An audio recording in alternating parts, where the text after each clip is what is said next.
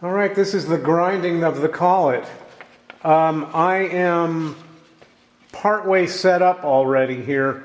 Let me just say that what's going on is I had a Pratt & Bernard collet chuck, which is a pretty expensive and fairly massive item, and it has a flaw. All collets kind of have that flaw, that they can't take parts that are short.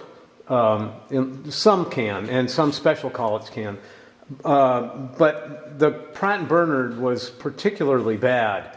It had to fill that thing up at least halfway before, otherwise it would kind of just not work. And because these were individual fingers rather than one piece of metal like the ER collets and the C5C collets.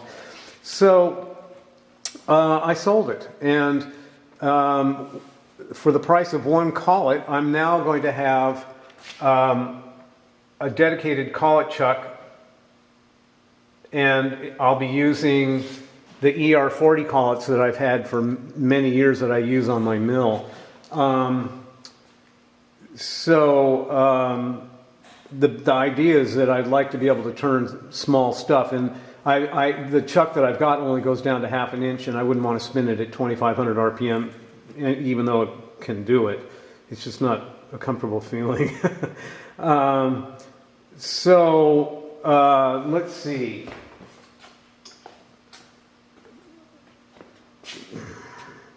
So the collet chuck that I bought is actually really nice, except that I believe it's the mounting, the back face of it isn't concentric with the bore of the taper. It's actually within spec, but when I bought it, I thought, okay, they're off by a magnitude. It was 1.6 thou. They advertised it at, and it's 1.6. So I guess they were being honest. What I've done, I could have just bored this down, because right now the way it is I've got a tight sliding fit between these two parts. I could bore this down and make these holes a little bit bigger for the mounting holes, and make it so that I could just true it up, tighten it down, and be done. But I don't really want to do that. I want this to be all tight and snug, and then and so that really led to me thinking, hey, maybe I'll grind this out. So I marked the parts with respect to each other, so that I won't lose that relationship. And besides, it'd be kind of interesting to try my hand at internal taper grinding. I haven't done that before. So right now what I've done is I've located the spindle, the grinder spindle on center within about 2 thou. And the compound I've set up so that the tangent of the angle is 1/10, so that when I dial this in 10 thousandths, I am cutting 1 thou. And so, let's see. Okay, so what I'm doing right now is I'm setting up the grinder with respect to the compound. I'll be doing that in a few minutes. And then the idea is, and I've already got the taper attachment. This is an 8-degree taper, and I've got the taper attachment set to 8 degrees so that when I travel 1 inch, I'm within 2 thousandths.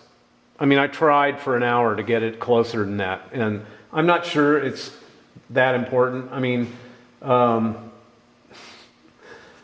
at any rate, that was as good as I could do. So the basic idea now is that after going through some iterations, I thought I knew what I was doing, and I didn't. I was getting ready to dress this, and then I realized, wait a minute, you don't want to be cutting on the front edge only. You really want to be, the grinding wheel and the surface that you're grinding need to be relatively parallel. I don't know if that's really true all the time, but that's kind of what you do, is when you're grinding something, the wheel's kind of parallel to the part you're grinding. So it dawned on me that the way to do this is to have, okay, set this relationship up, then locate the grinding wheel on 8 degrees as well. So that means taking this whole assembly and rotating it 8 degrees, and then it'll all be moving in that, along the taper. And at that point is when the dressing occurs. Then it's all set to go. So that's the basic idea here. Okay, let's see how this goes. I've got my dial indicator set up, and I'm going to attempt to get this grinder. I'm indicating off of what is a pretty flat surface. It's the only flat, it's the only surface. Let's see.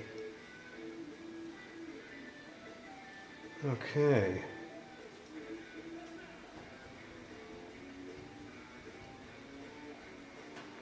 So what we got here.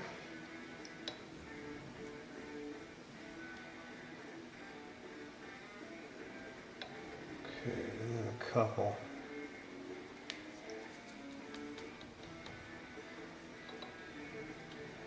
Well, that's pretty good.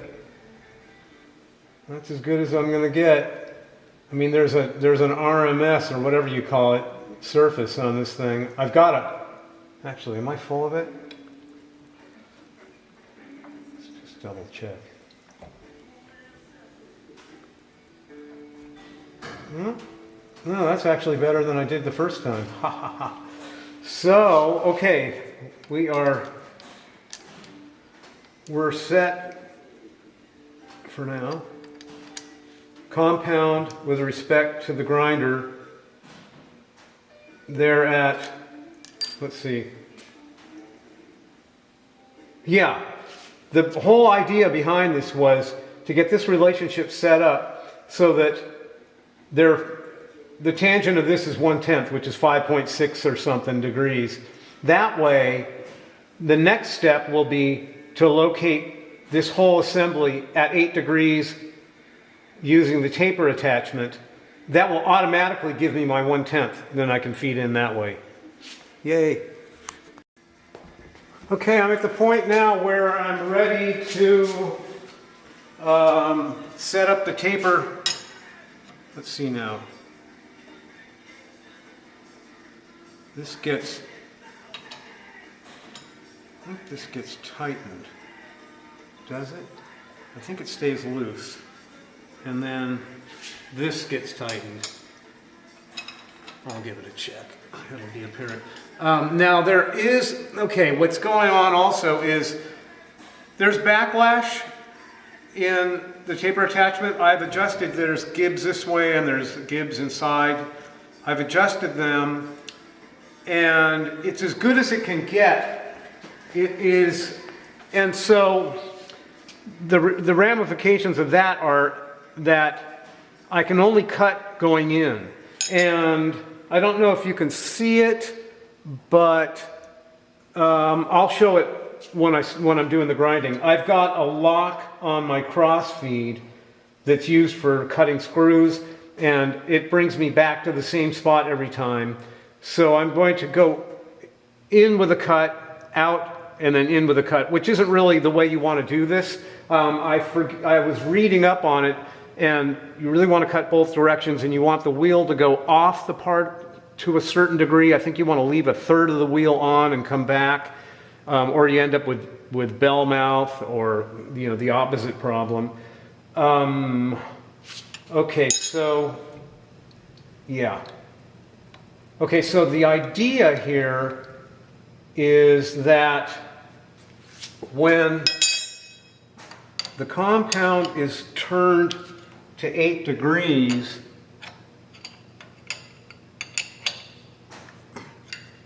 And that's going to be, I guess I'll just get it close. Somewhere around there.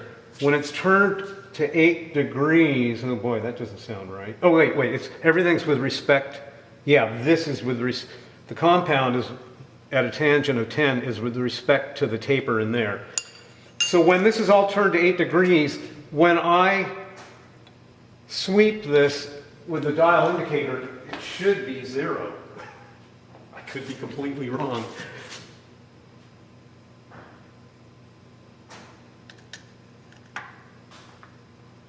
So let's see what we've got here. Now this is going to take a little bit of work because I do have that backlash. Okay, so now something tells me I could be completely wrong. Am I? This might. I haven't thought this out, but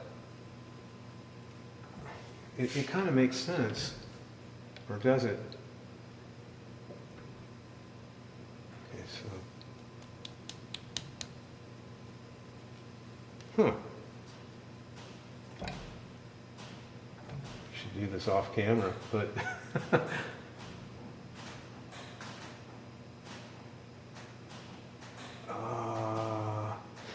well, in fact, I'm going to have to think about this for a while, folks.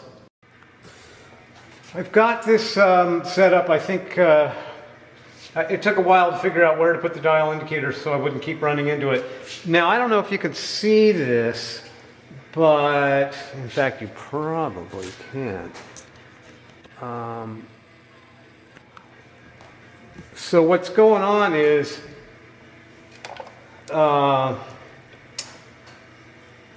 there's backlash, and that gets a little bit confusing.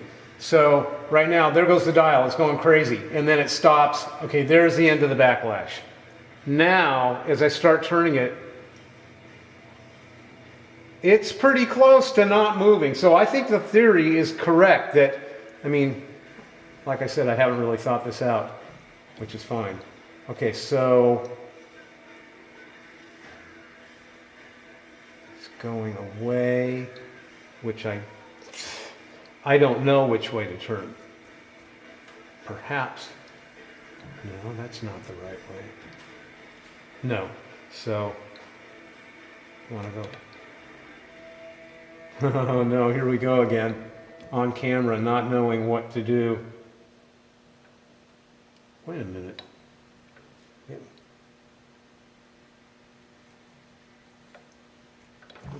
Okay. Yeah. There we go. Hot dog. Okay, so now I'm probably going to end up just putting a dial indicator on this and setting it up with numbers. I have a feeling, in other words, with like rise over run, you know, I've got a Travidile on this, and that might be the easiest way to do this because I think I'm just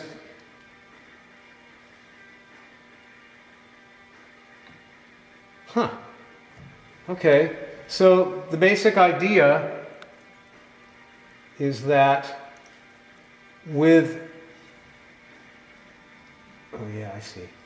I mean, we're damn close, and it's not really important. I'm really just trying to get this, because even when the only thing I'm avoiding is having the wheel itself not cut at some oddball angle, but just for the life of the wheel, to make sure it's perpendicular when I dress it. Otherwise, no matter how I dress it, it's no matter what angle this is at, it's all going to be traveling along the taper attachment.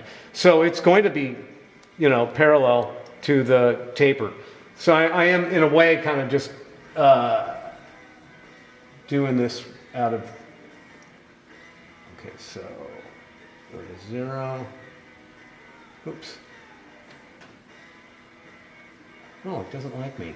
I guess that's because, oh, yeah, it doesn't want me to turn the dial. It wants to work off the taper attachment. It's very interesting. Okay, so right now it's going up. Now I would assume that would mean going in that direction, but actually, yeah. Okay.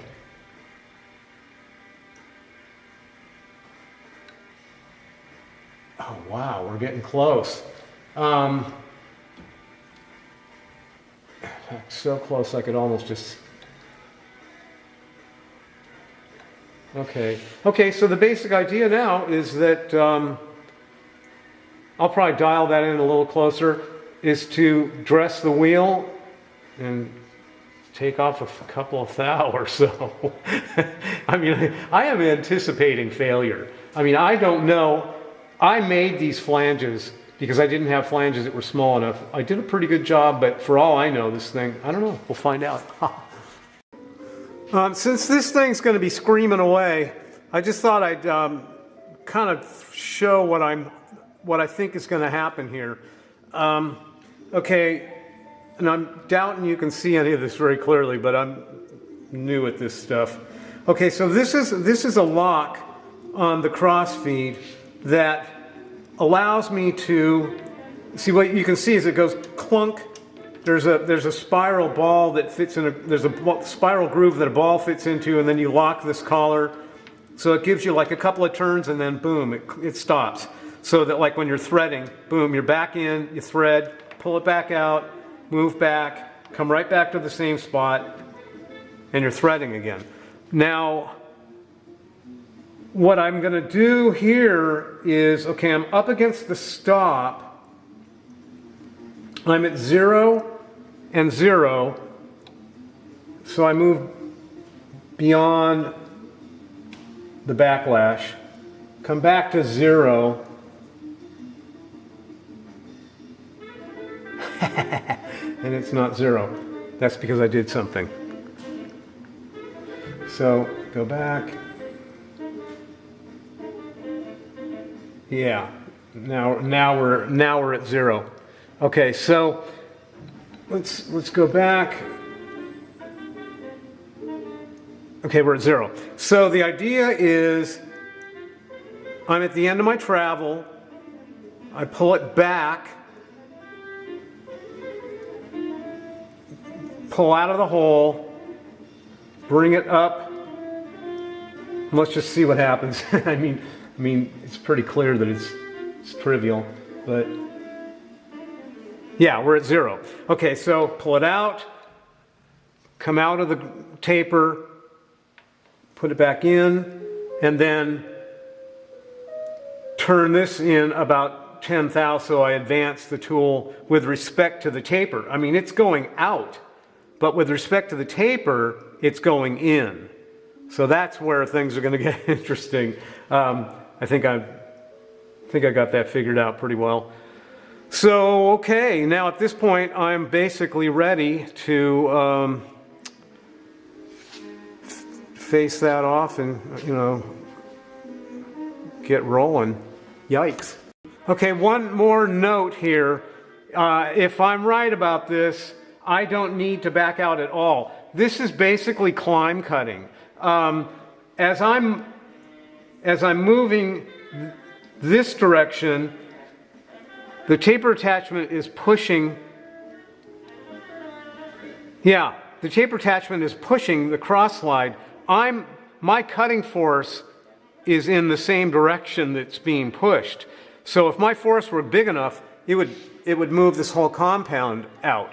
So basically, when I get to the end of my cut, I can just traverse back and it'll automatically pull right away from the taper. But I'm not going to take that chance. At any rate, this is a learning experience. It's now or never. Might as well give it a shot. Dressing time.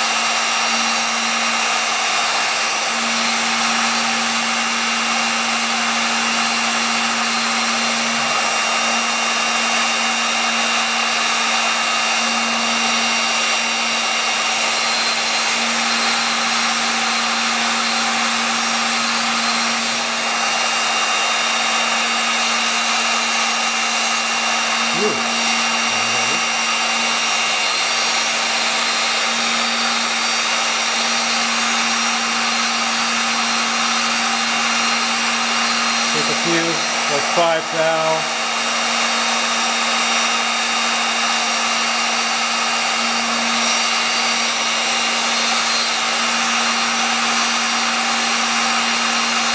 Thou.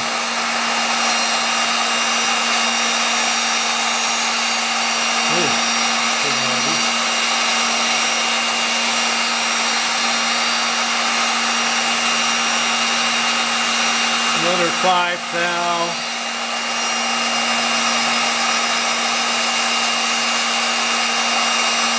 That's just going everywhere.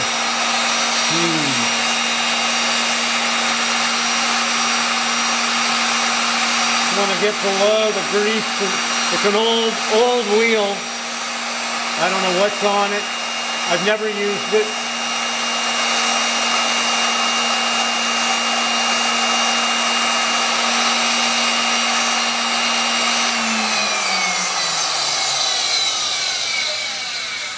That's got to be enough.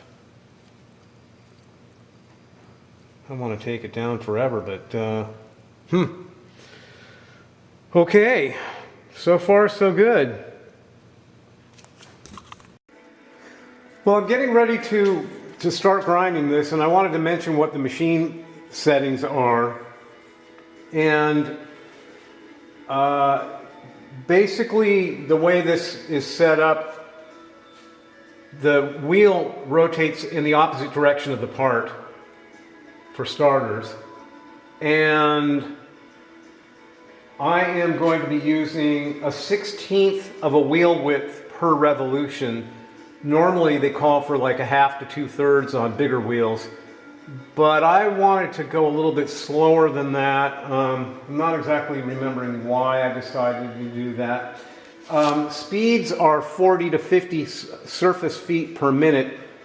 I'm going with 40, which gives me, I'm at 153 I think I went with the slower. I'm at 123 RPM, 120 RPM. So the situation I've got is that my feed on this machine starts at 40 thousandths, and so I'm actually going to use the half nuts. I'm going to use the threading lead screw in order to get enough of a feed rate out of this, and that's where we are. Then the next step, since I'm fighting this backlash problem, if I were grinding the opposite side, I could just feed in until I see sparks. But to make a tedious video all more tedious, the next part's just going to be, I can't just feed in. So in order to avoid gouging anything, I can only feed in like 1 or 2 thousandths per try. So this is going to take a while. I'll probably just pick up the video when I start hitting sparks. All right. Okay, I'm ready to go. I've had to try several tries to keep from videoing the back of my head again. Hopefully this will work. And here we go, I think.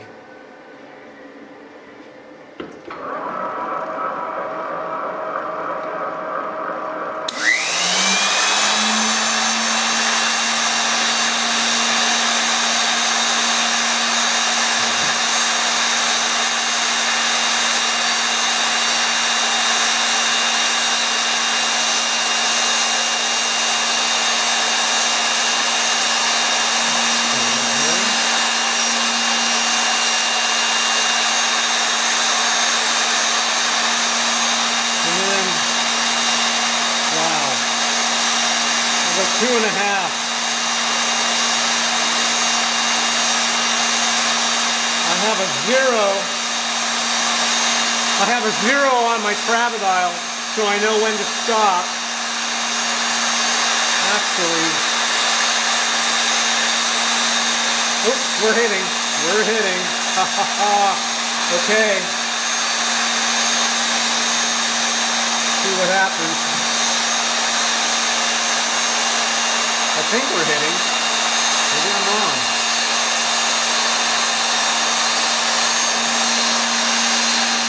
I'm wrong. I'm imagining that we hit.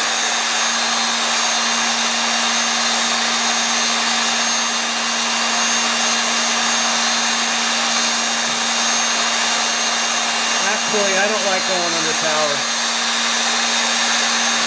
Yeah, we're hitting.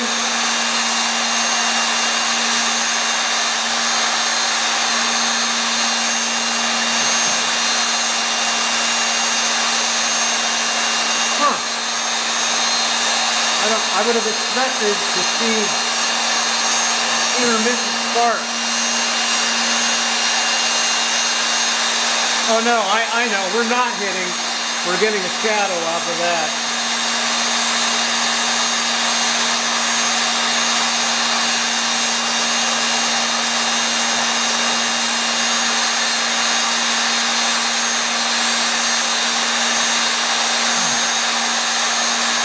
Seems like it.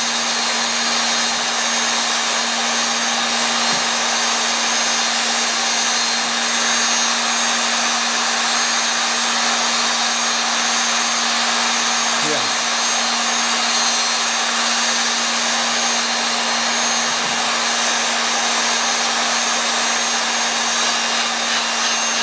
There we go. Now we're talking.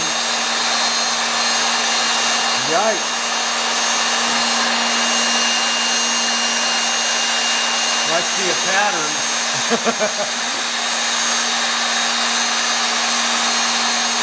Okay, so from now on out, I'm using the compound feed. I don't know, 1,000th.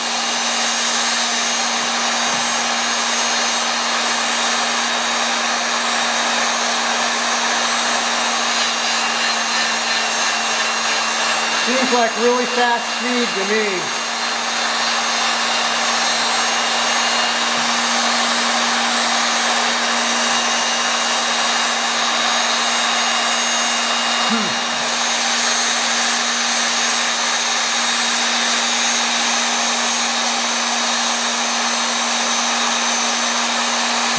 Half a thou.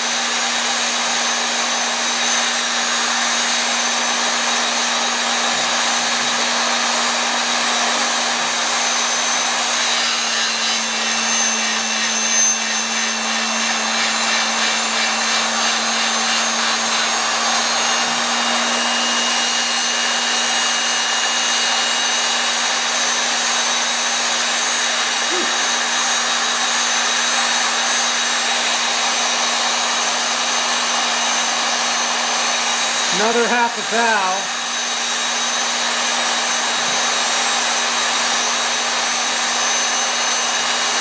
Nothing. Hello.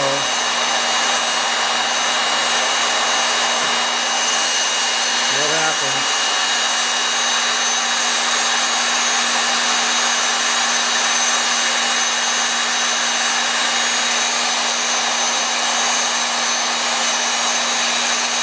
Sure that works.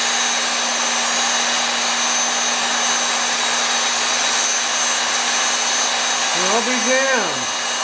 Okay, maybe I made a mistake.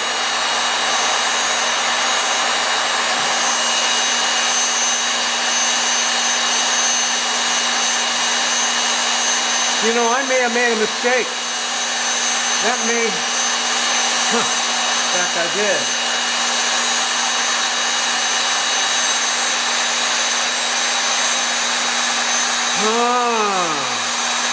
Yeah. No, I'm wrong. That has to be... Okay, I made a mistake. The compound has to go in that direction. Okay.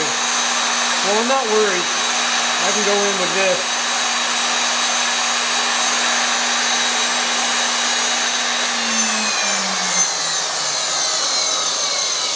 Actually, it's pretty much too late to change. I don't want to change the setup, but it's pretty obvious. If the compound is pointing in this direction, when I feed it in, it's feeding this way. So that was an oversight, a pretty trivial, pretty obvious one. I'm going to feed in with the cross slide, since it's you know, I can feed 1,000th here is a half thou. It's hard to get it, but yep, I'm going to keep going.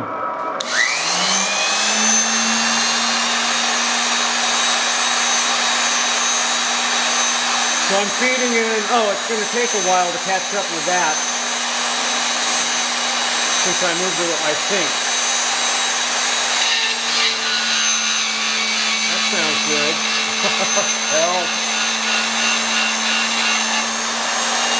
Okay. I didn't want to remove that much.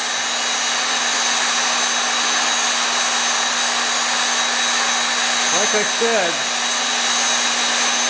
whatever I said, I haven't done this, I don't do this very often.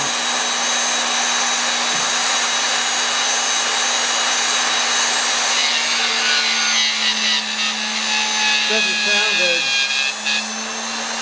Wow, don't like that.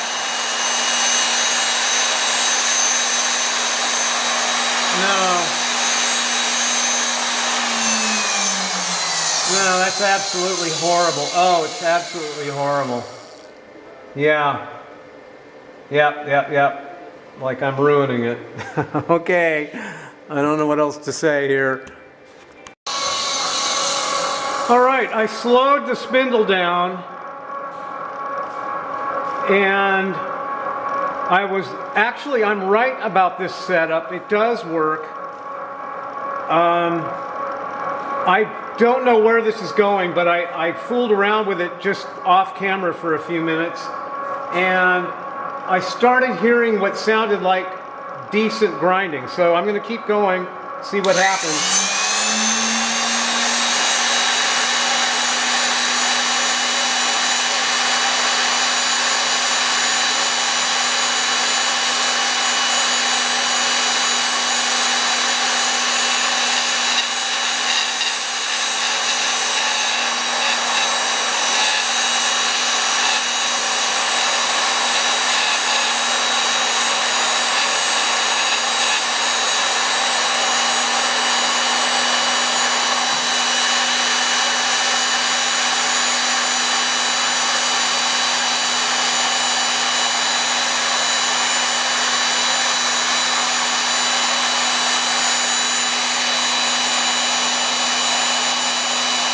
Dial in another 1,000. Hopefully that's not too much. It's not rigid. I think it's part of the problem. It's definitely acting funny.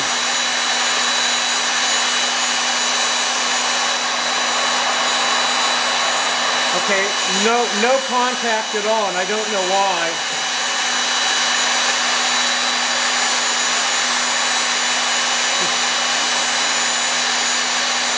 I'm going to try something.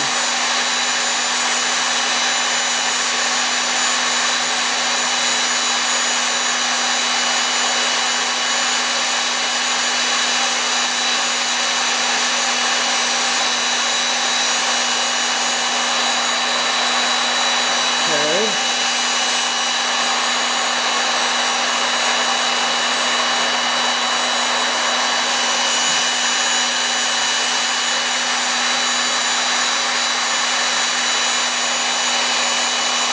Try another foul. I mean,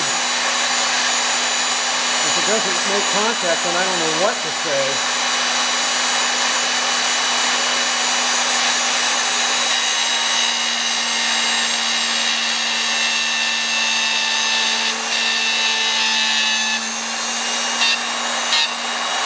I don't get it.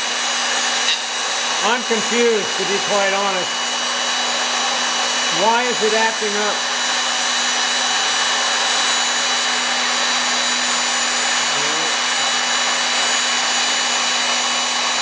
Another foul.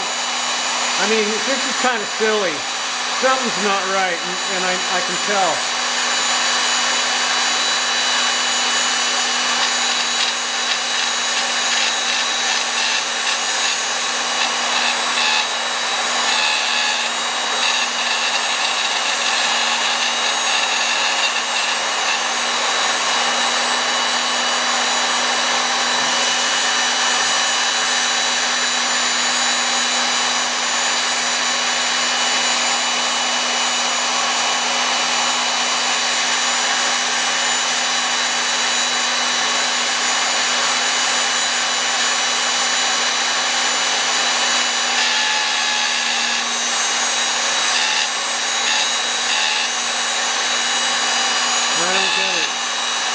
doesn't make any sense to me. I guess I'll...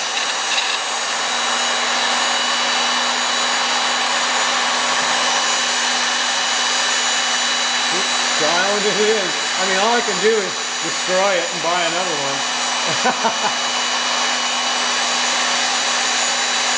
Yeah, I'm going through the wheel. You know, I wish I knew what the problem was.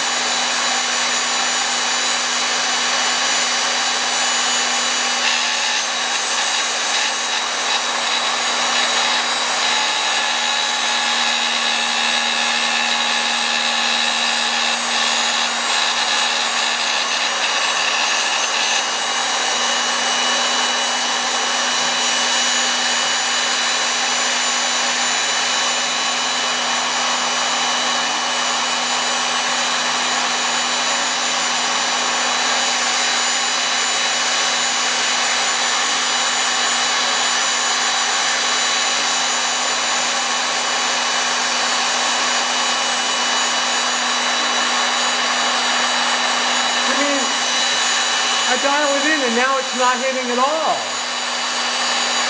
Totally confusing.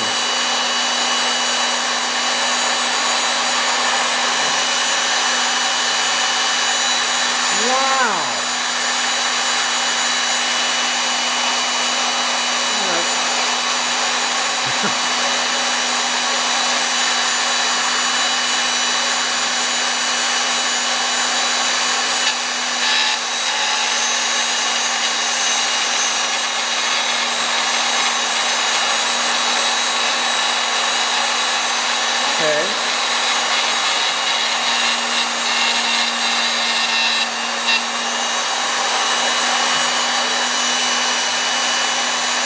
Imagine it. Oh, I mean, it looks horrible.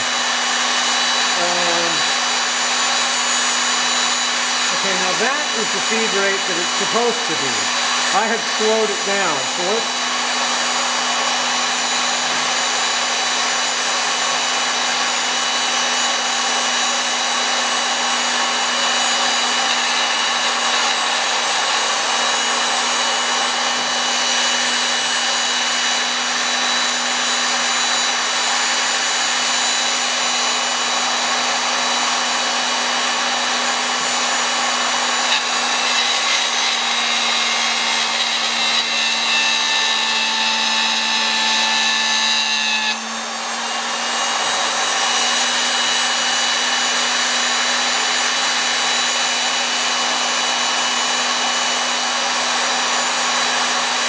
Give it a whole pound.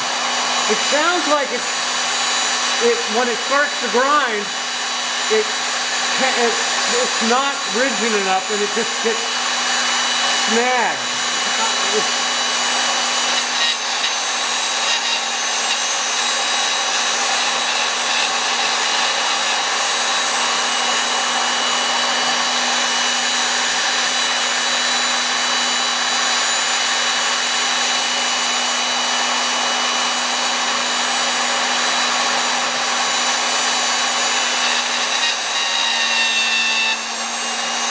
Yeah, something screwed up.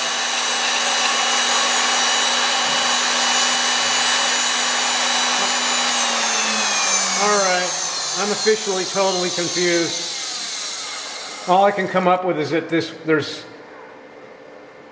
yeah, I mean, it's a disaster. I've ruined it, basically. And all I can think of is that this is just so not rigid that as soon as it starts to grind, it just catches and grabs in and flexes, and I don't know what else to make of it. But I've totally destroyed it, which is wonderful. Oh well. All right, it's a total failure. I have no idea what's happening. I know the wheel is completely breaking down. I got it to work for a little bit. I slowed everything way down here and just started hogging in. It sounded good, but it looks like hell. So that's it. End of video. I wasn't even thinking of posting this video, but in the event that I do, not sure you can really see what's going on there. Maybe I'll take a still and see if it comes. This is a post-mortem part of the video. I decided I'm going to do a follow-up on this, and this is the first video I've ever done that basically requires putting several videos together and knowing where to put the camera, and I obviously don't know how to do that. I mean, here's a shot of my setup. For starters, I made a bozo mistake. I used the right wheels, but I had them reversed. I thought the way I had it was proper, but it ends up that instead of the RPM I had, I should have had a far higher speed. So instead of 6,400, I should have had 16,000. So that has an effect, no doubt, on what was going on. But I have done some research looking at websites, videos, and actually this wasn't too far off. This should have worked. Now the one thing I'm thinking, and so what I've done is I got on the internet and I searched. I'm pretty good at searching for stuff, and all I could find was 2 grinding wheels. One was with Do More, and the other was on eBay, and another I found that I can make an arbor for. So I've got 3 wheels coming, and the only thing I can think of now that could have caused the problem was what it felt like at the time as well, was that the wheel I was using was far too coarse and perhaps even so old. I don't know if age has anything to do with it, but as I would go in, it would start to grind, and sometimes it actually sounded pretty good, and then it would do something and stop grinding for the rest of the taper. So I think what was going on is that it was too coarse a wheel. Particles would come off and get in between the taper and the wheel and break off because there's a ton of, the wheel really broke down far more than I think it should have. So, okay, I'm going to have a follow-up, and I'm actually fairly optimistic. I don't want to tell you what I'm thinking of doing if this all fails, but I mean, I may just turn it, but no. At any rate, this is not cast iron. It's something very tough, because I had a sharp 9/16 end mill that even with a 5/16 bore, I could not get that end mill to cut in and make the counter bore. I actually had to go in with a carbide boring bar and use a boring head and bore those. So it's tough stuff, whatever it is. But the fact that it's not cast iron means that probably the wheel I had could have worked had it not been so coarse and I think RPM combined. So I don't know what happened, and we're going to give it another shot.